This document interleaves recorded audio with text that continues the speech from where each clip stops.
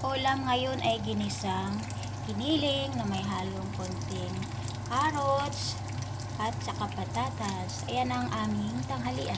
Simple lang mga kaibigan kasi mabusog na tayo nun eh. Tamang ulam na yan. Tapos nagprito ako ng itlog. Ayaw ko ng basa ang gitna kaya binabasag ko yan. Ayan. Yan siya. Ang aming tanghalian, itlog at saka giniling. At saka may rice. Pwede na yan. Tapos ay, ewan ko ang pangalan nito eh. Basta lang gawa lang ako ng gawa ko ganitong ulam. Tapos lagay ko dyan. Ayan. Tapos patuan ko yung asawa ko ng isang itlog.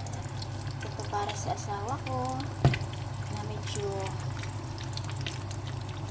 ayaw niya ng hard. Ay, lagyan natin ng asin. Asin. Ano ba? Wala na akong asin yata. O baka nasubrahan na naman yun. Hindi naman nakita.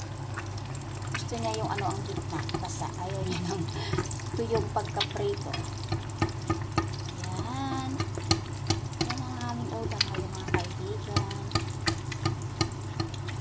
Simple lang ba? Yan, pwede na yan sa asawa ko yan. Aray ko, namisik ang mantika. Sakit pa. Nakasikat pa ang mantika. Ay.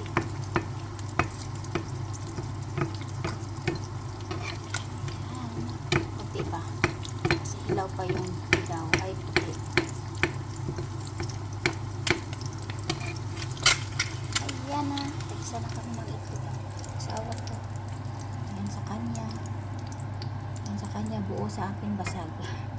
Kasi ayaw ko lang gusto ko yung wala bang hilaw. Ayan ang aming tanghalian.